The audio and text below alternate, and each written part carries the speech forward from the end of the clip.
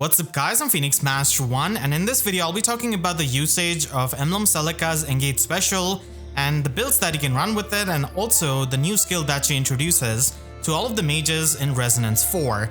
So Emblem Celica has got the Emblem effect where she's going to be giving you extra damage on your special triggers based on your maximum special cooldown count multiplied by 4, and this is not going to be getting added for the defensive specials, Gale Force or AoEs, so you need to run the offensive specials with this. But the bonus damage, in my opinion, is just an additional thing that you get, because the main reason why you're going to be running this Emblem effect is for its warping. So it is going to be enabling you to warp to any kind of foe in 5 spaces of them, and you're going to be moving to the nearest space of them depending on your unit range. So you're going to be getting the warping that is similar to Harken and Hell. So you're not going to be able to teleport to the back line and just teleport behind units sneakily, but you're going to be able to teleport in front of them.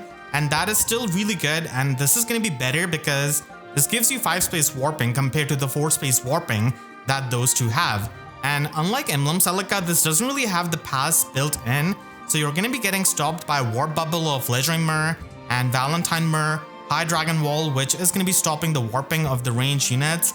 And Gatekeeper also gets a lot of value because he doesn't really have any kind of status effect that he needs to trigger to completely block any kind of warping like Valentine Mirror, for example, so he could be active on turn 1 in Ether Raid's defense. And Ratatosker is not the greatest warp blocking unit, but still she can do it with her green terrain.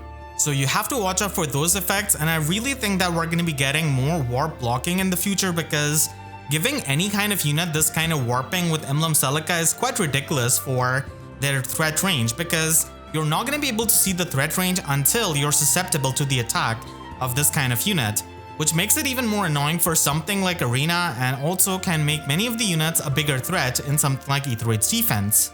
If in the future we get some kind of pass attune skill that could be run with Emblem Celica to bypass any kind of warp blocking, but as it stands right now, running pass in your slot B is a big ask because there's just so much opportunity cost and so many better skills that you could instead run in the slot B instead of trying to tech for the warp blocking. So Emblem Marth becomes much better because as a melee nuke, he kind of struggled as an infantry unit because he didn't really have the mobility, but now with Emblem Celica, he's able to just go in and hit really hard with Potent 4 and his Lodestar Rush. So when it comes to his own combat, it does become better, but as an Emblem Ring, he does face competition from Celica, who can be just as good as his Emblem Ring, if not better in many of the situations. And of course, this goes without saying, but Emblem Ike is amazing user of Emblem Celica because he didn't really want to run Marth as his engage ring because that would hurt him with Lagoose Friend, and now he can be run with Celica and he can have a much better player phase potential, which truly makes him really annoying because he's already so tanky in the enemy phase, and he also has Breath of Life 4 now that he could run in his Thoughtseize, and he doesn't really care about pre-combat damage and also a lot of the AoE specials, and if you run him with good support, and he can be really strong, and this is going to be making him better in something like Ether Raid's defense and really annoying in Arena and potentially a game over if you do come across him. Emblem Celica, in my opinion, is a great tool for Gale Force and just improves your options, and the best Gale Force unit in the game is still Winter Edelgard in my opinion, so you could run the Double Fury build and now you can just warp and initiate combat immediately with Edelgard with Emblem Celica, and this definitely adds to the potential of your Gale Force teams. You will still have to keep in mind the traps that you'll have to face in Ether Raids, but against the teams which don't really have properly placed traps, you can definitely try and go in with her, and she can have enough HP to be Hex Trap proof with the +1 merge and HP ascended asset, and she doesn't really care about Hex Traps at that point, so she could be useful. And you could also run this with Young Emran. Now because of Bridal Embla, you have much better Gale Forcing potential in Ether Raids because you can just shut down any kind of save tank, and any kind of far savior is not going to be a problem, and you can just initiate combat with Young Emran, and then everybody could just warp to her, and that makes for a really good Gale Force initiator. And speaking of that, we also have Bright Lapis, who does get better, and now you don't really have to smite her or waste an action so that she could be in the position to attack, and now she can just go in, and then after that she can just have the warp beacon active so that the allies of her can just warp to her and she doesn't really have to run a double fury build. Emblem Celica is also really amazing for any kind of unit that inflicts themselves with the gravity status. So Legendary Leaf is a great example, and this way you're able to have much better mobility and you don't really care about the gravity status as much with the warping that she can inflict. So whenever you trigger Neuron Zeal, you're going to be able to act after it and then have a better movement. And we don't really have Flared Sturdy or the defense or resistance variant of Assassin Strike, but still those skills could be run. So many of those nukes that inflict gravity on them like Summer Gulvik can also run this. And you could also run this on Duo Nina. Now her combat is nothing to write home about, but still she has got Canto Recall and is the only unit with that skill. So she has that in her weapon, which means that even after warping many spaces, she's able to Canto backwards. And that is going to be really good for something like Summoner Duels. But let's be honest, against any kind of good team, you're going to be facing Canto Control. So that is going to be stopping Nina in her tracks. But hey, if there's no Canto Control, then she can just Canto like crazy. You can also run this on Nurgle. And Nurgle is also one of those really strong and toxic units we have in the game. And him being able to steal status effects and also hit really hard with his Glacies and be bulky with Lagoose Friend is really annoying, and now he can also warp with Emblem Celica. Emblem Celica is really useful and versatile for arena usage because, God forbid, if you have any kind of armor unit as part of your arena core, now you can make them a lot better with their mobility. You already had tools like Guidance 4, but now this is going to be helping it so that the unit themselves can warp. And Legendary Edelgard is easily one of the best units to take advantage of this because she no longer has to run Assault Troop as her slotty skill, and instead she could run Odd Defense Wave to get the tempo effect, and this way she's able to trigger Gale Force a lot more easily and also not have to rely on the Guidance for support as much. So for arena usage, you're definitely going to be seeing a lot of Emblem Celica, and you could also run this on someone like Legendary Byleth, who does have -1 special cooldown weapon, so he doesn't really want to run Emblem Marth. He doesn't really have any kind of business running Emblem Ike, and Emblem Celica is pretty much the only option, so you could run that. And most of the modern units kind of fall into that category, so you could just give them the warping with Emblem Celica and they can function better. And you could just run something else in his slotsy, like even Breath of Life 4 if you have the fodder for it. But if not, then you can at least get the extra offenses out of the Oath 4 skill. Summer Male Ches is also going to be a good user of this because many times he wants to run Gambit because of his dual phase Brave weapon, and the warping that Emblem Celica enables is going to be counting towards attack speed excel. And getting the warping of Celica is pretty much getting extra movement with extra steps. So Excel does have pretty good synergy with it, and I definitely wanted to showcase that. We don't really see Gambit that much nowadays because you just want to run low cooldown specials like No Quarter. But still, Summer Male Ches is one of those units who wants to run Gambit for. Coming back to Gale Force, you can run this on Brave Gulvik as well, and this is going to be making a lot easier for you to initiate combat on the enemy's team. Now, without Emblem Marth, this does make it a bit harder to pre-charge an AoE special, but still with Asker and Bridal Embla, you're able to pre-charge the AoE special while still having the warping, and you can run Double Fury build so that you can fall into the Wings of Mercy range into combat. So Brave Gulvik can still be used just as well with Emblem Celica, and if you have Summer Gulvik, then she could also be used, but Brave Gulvik doesn't really have the movement of Cavalier, so it could help you in that regard. And then we also have Urshinal Edelgard, who can function as a really good AoE initiator because she has got the extraction in her weapon. So this means that you can initiate combat and then fall into the Wings of Mercy 4 range of your other allies. So Wings of Mercy 4 is definitely needed for this strat, and because she's an infantry unit, she can run Infantry Belt 4, and it is going to be a bit easier compared to Brave Gulvik to pre-charge that AoE special with Emblem Celica. And Duo Sather can also make use of Emblem Celica by warping and ending the action with her Future Sighted.